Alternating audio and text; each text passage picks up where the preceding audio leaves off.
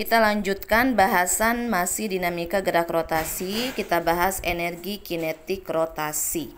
Ya, sebelum ke energi kinetik rotasi, kalian harus tahu hubungan dari kecepatan linier dan kecepatan sudut. Nah, kecepatan linier dengan kecepatan sudut memiliki persamaan seperti ini, di mana benda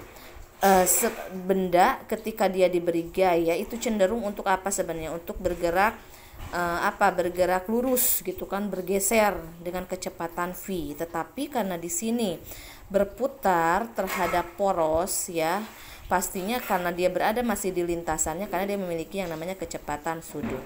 Ya, dari partikel ke poros, dari sini kan ada jari, sehingga hubungan persamaannya adalah kecepatan linier sama dengan omega dot r ya, atau ketika omega atau kecepatan sudutnya ditanyakan, maka v per r di sini ya.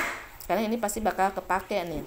Kadang di soal energi kinetik itu omeganya tidak diketahui, yang diketahui malah kecepatan dan jari-jarinya. Kemudian bagaimana dengan persamaan energi kinetik rotasi?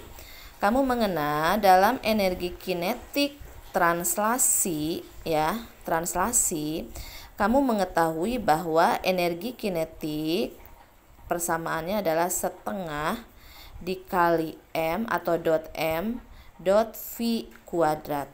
Nah, begitupun sebenarnya dengan energi kinetik rotasi. Nah, kan Ibu kemarin sudah menganalogikan bahwa massa dalam gerak berotasi itu dianalogikan sebagai momen inersia ya, dan kecepatan linier itu dianalogikan dengan kecepatan sudut, sehingga tinggal kita ganti saja.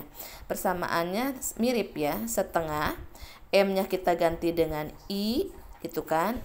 Kemudian v-nya kita ganti dengan omega dikuadratkan. Jadi ini persamaan dari energi kinetik rotasi. Eka sama dengan setengah dikali momen inersia dikali kecepatan sudut dikuadratkan. Dengan keterangan Eka adalah energi kinetik, satuannya joule, I adalah momen inersia, satuannya kilogram dot meter kuadrat, omega adalah kecepatan sudut, satuannya radian per sekon. Nah, sekarang bagaimana ketika kasusnya bola di sini misalkan adalah menggelinding, ya kan?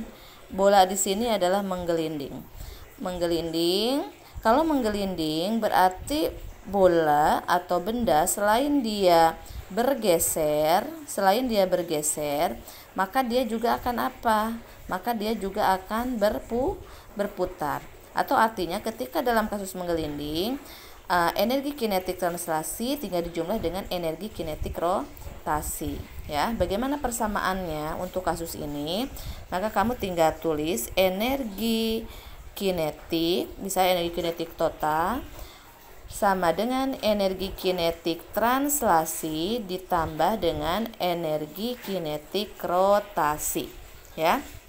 Persamaannya tinggal dimasukkan, setengah dot m dot v kuadrat ditambah setengah dikali momen inersia dikali omega dikuadratkan. Nah ini ya, jadi artinya benda yang berotasi memiliki energi kinetik juga, di mana m dalam translasi diganti dengan I, V diganti dengan omega. Ketika kasus menggelinding berarti tinggal dijumlahkan saja energi kinetik yang dimiliki benda ketika bertranslasi dengan energi kinetik yang sedang berotasi.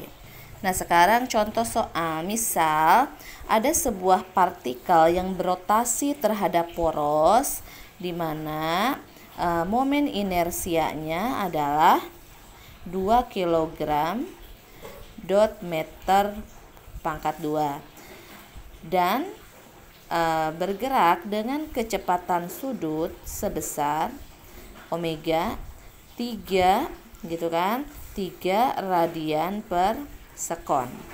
Yang ditanyakan adalah berapa sih energi kinetik partikel tersebut gitu kan. Kita tinggal masukkan persamaan, karena ini sudah diketahui I-nya berapa, omega-nya berapa, maka kita langsung ke persamaannya.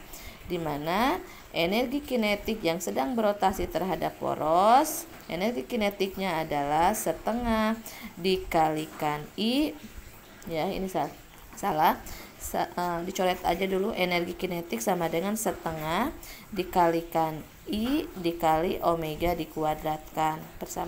Persamaannya ini ya, I nya tadi 2, omeganya berapa? 3 dikuadratkan. Setengah kali 2 1, 3 dikuadratkan 9, berarti 1 kali 9 ya 9 apa? 9 Joule.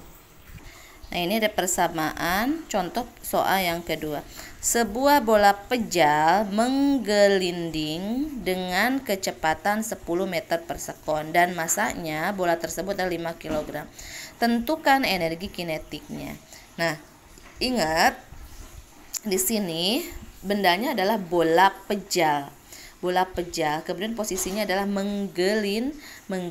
Berarti kita gunakan energi kinetik total gitu kan. Karena di sini yang diketahui hanya kecepatan linier yaitu 10 meter per sekon dan masanya yang berapa? 5 kg ya, dimana kita gunakan persamaannya itu adalah total ya.